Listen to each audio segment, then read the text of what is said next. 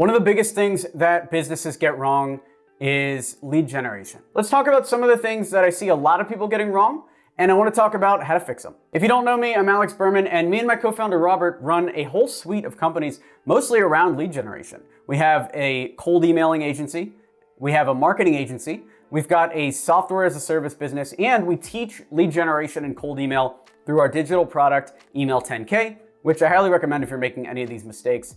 I would recommend going through that course and seeing how to actually do this step by step, learning from people that have sold millions of dollars using cold email and pros at lead generation. So check that out, email10k.com. Now let's talk about some top lead generation mistakes and how to fix them.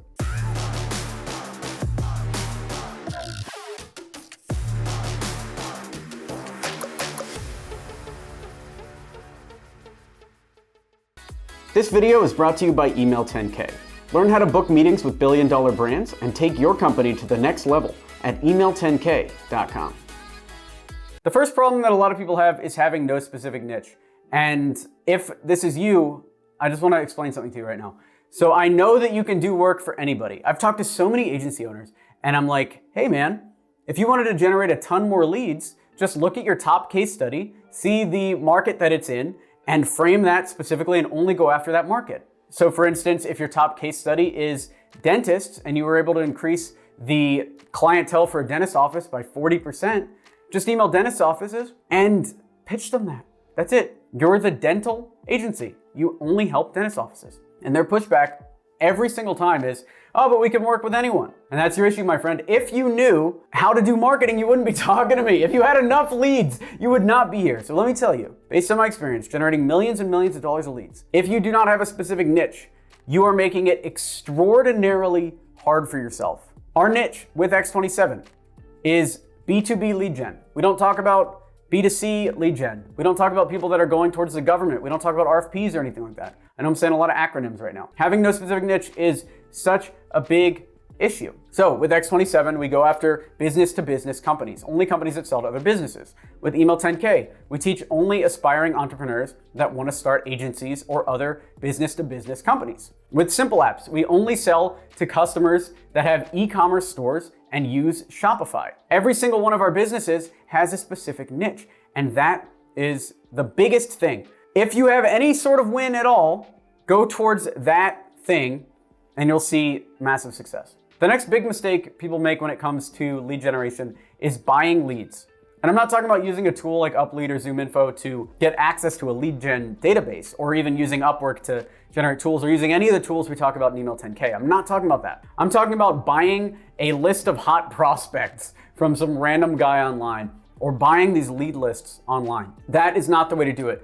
The way to do it is to follow the same process we talk about in Email 10K. You want to go through and you want to generate a custom list of leads for that specific email campaign or that specific marketing campaign. Build it custom from scratch, check every email address. That way you're not going to get marked as spam by sending to a bunch of fake emails, and you're going to be good to go.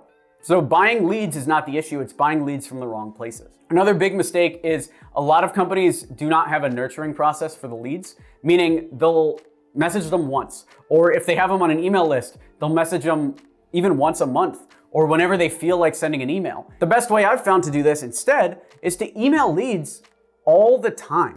If you're on our email list, you've seen it. We email you every day, or sometimes even twice a day. If you want to see what we're saying, sign up below. We'll have one of our downloads down there, and you can sign up that way. But we're talking every single day because my theory and what I've seen in practice is if you're not hearing from somebody every single day in the business world, you're gonna forget about them. And if you're trying to sell somebody, if they haven't bought from you yet, you do not want them to forget about you. You want to be in their face all the time, every day, until they either buy or unsubscribe. And I'm totally fine with people saying no. I'm totally fine with people unsubscribing, but I'm going to keep talking to our potential customers every single day until they either buy or get off the list.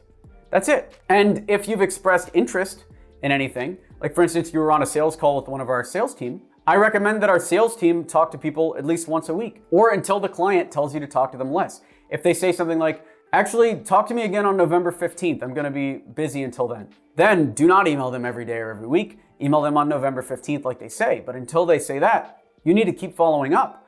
over and over again and have a process for this. What does the second follow-up look like? What does the third follow-up look like? All the way down for your team, write this out. That way you're not trying to rack your brain every time, like, hey, it's 2 months in, what do I say? You need to have this planned out from the very beginning. And you need to be optimizing the entire time too. So if day 3 always gets a response, but day 2 gets no response, maybe remove the day 2 email. Now the day 3 email is now day 2. Constantly look at your numbers and be shifting your campaigns around in order to actually get people to buy. Because remember, the goal is not to have a daily email. The goal is to increase your sales. So if that's daily, if that's what you find out, if that's weekly, if you find out that that's more effective, then do weekly. But you want to have sales. That's the only thing that matters here. Another big mistake people make, especially if they're getting a lot of web traffic, is not optimizing their top pages for lead generation.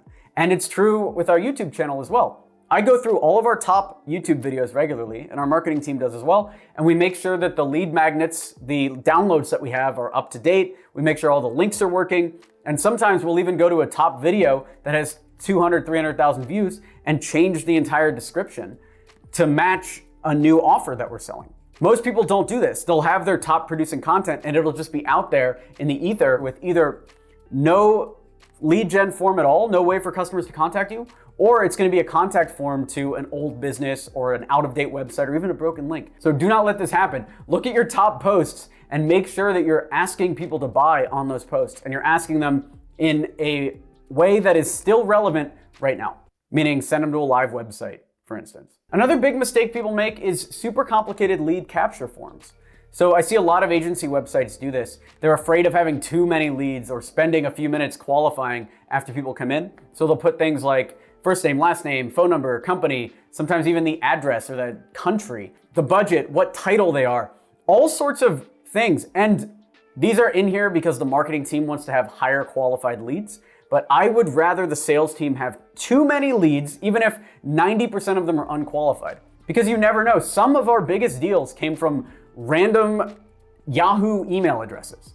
And I remember one time we were selling to somebody that was from Dubai and they had a random Yahoo email address that was like Prince something. And I was like, this guy's a friggin' scammer. And it turned out he did actually have like a real legit business. He never bought, but he wasn't as sketchy as his email address would have implied. So cut your lead gen form down to just the basics. I like just email address, but other people like to do first name, email address, or first name, email address, and what are you interested in? 1, 2, 3, 4, and sometimes the budget. A lot of sales teams like to ask for the budget. We ask for the budget on our forms as well. But in an ideal world, you would want a sales team that's hungry enough to want to talk to every single person and you wouldn't have to ask for the budget. Because yes, somebody has a zero budget now, but maybe you sell that zero budget person on a low ticket offer. That's one reason why we have Email 10K. It's for people that come in and they want our lead gen from X27 and it's $4,000 to $8,000 and they don't have that. So we're like, okay, buy our course. It's only $1,000. You can do it yourself. That's the cheaper offer. And then if we were smart or smarter, maybe we'd have an even cheaper offer. But I've found, and I've talked about this in past videos, that $1,000 or even the payment plan at $250 a month is the ceiling for what people will pay. So if we charge that amount, we get the maximum number of money from the maximum number of customers. So this is something that we've calculated over time. So do not have super complicated lead gen forms. And finally, a lot of these people don't have a specific definition of a qualified lead. And it comes down to all these other issues as well, right? If you don't know what market you're best at, how do you know if your lead is in a market that is going to buy from you? If you don't know what your pricing should be, how do you know that your lead has a budget that can afford you? Or if you're not asking for their budget, how do you know their budget's going to afford you? If you don't have a specific definition, if you don't know exactly what your customer should look like, you might not even know when you have a qualified lead.